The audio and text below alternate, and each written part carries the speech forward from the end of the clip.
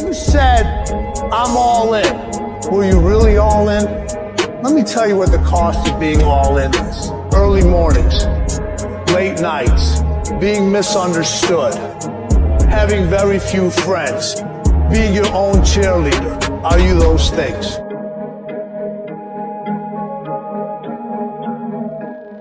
Alright, what's up? Welcome back. So, we got some stuff in the mail. We're going to wrap up getting this car ready, basically, to go. I have spoke with Kevin. It is Wednesday night. So, he originally, beginning of the week, was seeing if we could get in this Friday and put this thing on the dyno. And my week just got too busy. Straight up got too busy. The trailer, I need to do the hubs on it. I just need to service the hubs. That's all I need to do. I've got the tires on it. And then I still need to organize a little bit inside. I need like an hour max inside the trailer before it's ready to hit the road. There's just stuff all over the place. Now, yeah, you can pile it all on the floor, strap the car in there and roll and get things done. But I'm not into that. I'd rather just let the car sit until everything's right, because I'm never in any rush with this car at all.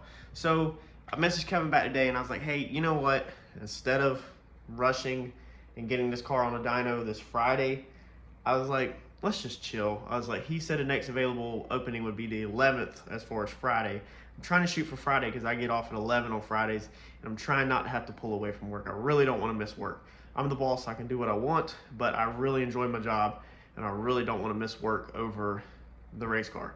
So I said, yeah, I said, hey, my week's just been busy. I was like, instead of trying to cram this thing in on the dyno this Friday, let's just shoot for 11th. So y'all, watch out for a video.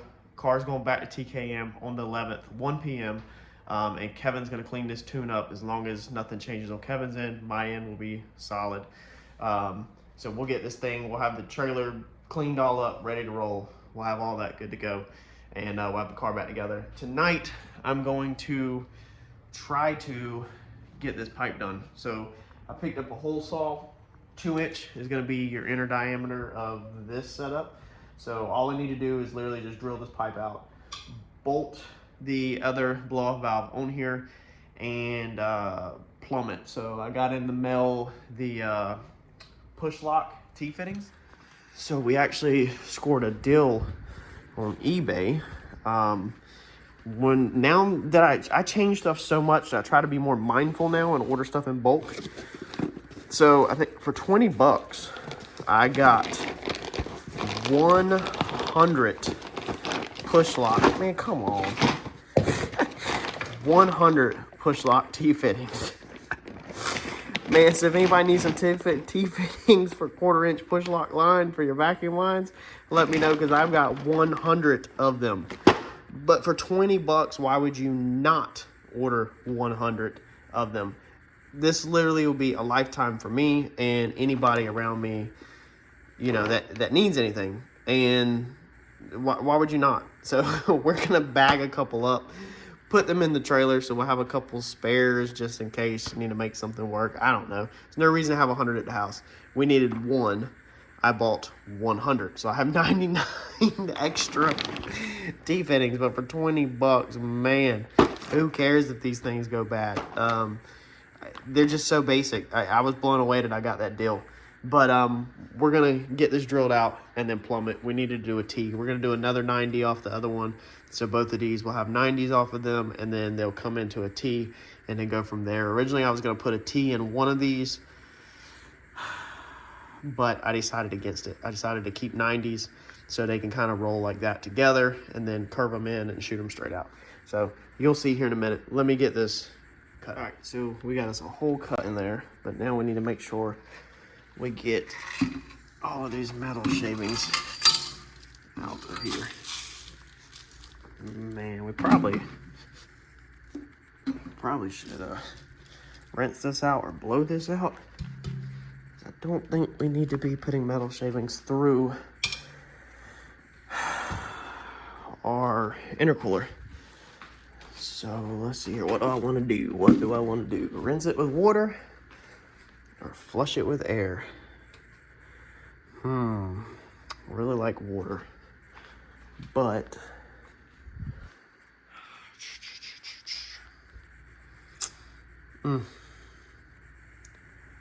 guess we can just try it here.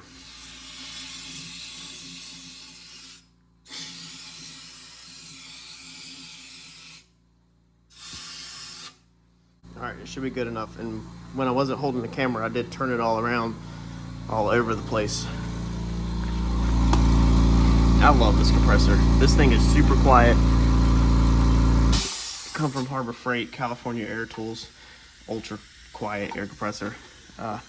This thing is perfect. I don't have to worry about it waking up the baby or anything like that.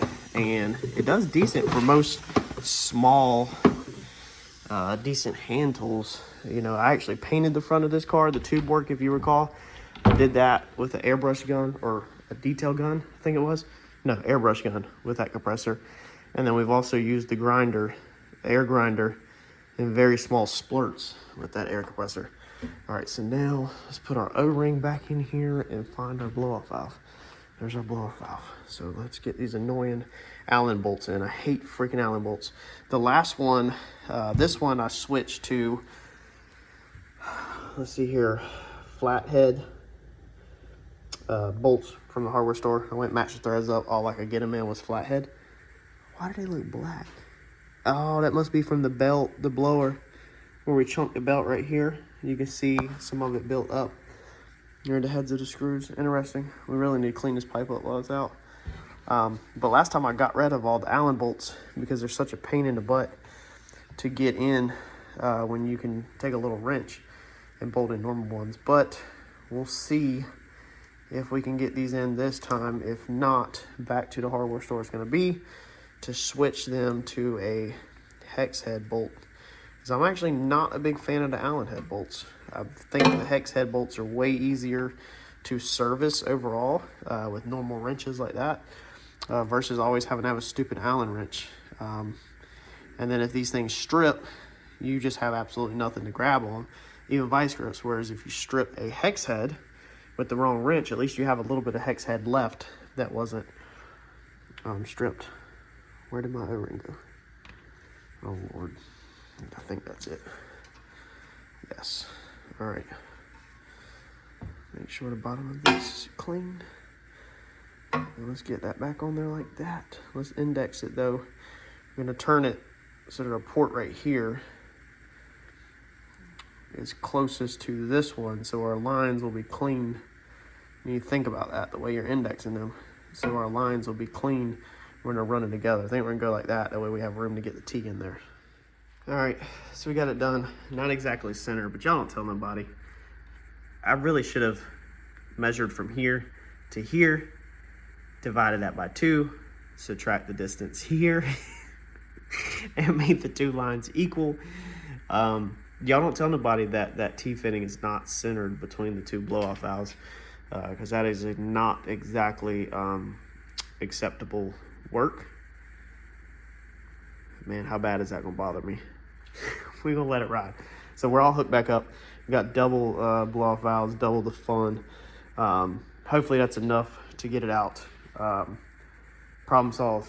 John says that we might not have enough blow-off valve now that we went to a smaller pulley. I gave him more blow-off valve, and I think I didn't check before we switched to pulleys. I don't think I did. Maybe I did. Maybe I did position this with the bigger pulley.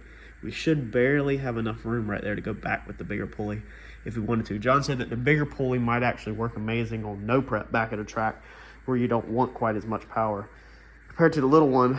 But now that I see how much issues we had with the tune, I don't know if I'd want to switch it back and forth unless I could have an old tune-up for that bigger pulley. Maybe I need to do that, save the old stuff. And then when we go to TKM, have Kevin start fresh on a new pulley tune. I don't know. We'll see. I don't know how that works over my head. More than likely, I don't see us ever switching back to the big pulley. I think there's probably other ways to control the power maybe. I know Prochargers are just straight up power as soon as you hit the throttle. But that's done. So technically now, let's see here, the car is ready to go back. I need to change the headlight bulbs in here because when we were at Darlington and Rockingham, I think, or did I have the lights at Rockingham? I think just Darlington. I could not see. These headlights did not put out. They're complete trash. So we actually do need to see what headlights we got. We might have to order some different connectors. Besides that, I think we are ready to go back to the track. I think that is good to go, y'all. Look, shout out to my man. I got to get his decals. I got a pile of decals right here. I got to put on a couple. 89 Boosted Supra on YouTube. Y'all check his channel out if you haven't. He actually is similar to me in a way. He's actually doing some DIY paint bodywork stuff at his house. Pretty good small YouTube channel just starting out, so you might want to go check him out if you're into that kind of stuff. I've got his decals. This is the trailer box. So what I do at the house is I keep a plastic tote for back and forth. So all this stuff goes back to the trailer, but it comes and goes. So like these are the extras that go in the trailer. We got some other decals that we're gonna put in the trailer. One of these needs to go on my car. So there we go. We officially stamped them on the car. So y'all check out their YouTube channel if you like all of us smaller content creators that are not giant bosses. And I'm not really looking to fill the back of the car out with a ton of decals. Originally I was like, it'd be cool, but then I was trying to keep it a little lower key. Another thing that we got in, check this out, is it's from Power by the Hour. As you can see, it come through a third-party company, which was, I think, the cheapest I could find it on Google. But if you have a Coyote, bam, our starter shims. So no more playing around with, there's the part number. No more playing around with the little washers under there, because that really slows me down even more on doing the starter on this one. Now we actually have a whole shim to put in there. I'm guessing this thing probably needs to stay in that black box, because there's no telling when or where that starter is going to have to come out again, and I don't want to deal with the magnets. So this is, or the trailer. Maybe we should just put it in the trailer, because we can always grab it from the trailer and bring it home. But next time that starter comes out, we're definitely going to be replacing it. Power by the Hour Coyote Swap Solutions. That's not going on the car, but we can put it on the toolbox in the trailer. They have a lot of Coyote swap stuff. They're actually pretty good. Power by the Hour has been in the game for a really long time on the Coyote swap stuff. A lot of their stuff is street car, I guess you can say. So like keeping the factory Coyote stuff, like keeping most of the factory stuff. Like if you did a whole motor out of a wrecked one and you were swapping it into a car and you weren't doing as much of a race application as like I've done, Power by the Hour actually has a ton of Coyote swap parts and pieces and brackets, you know, and all kinds of stuff. But if you're doing a Coyote swap, you probably already know about Power by the Hour, honestly. All right, so you know what to do. Smash that like button, and the next video on this car will probably be TKM, maybe. I'll catch y'all on the next one. Thanks, y'all.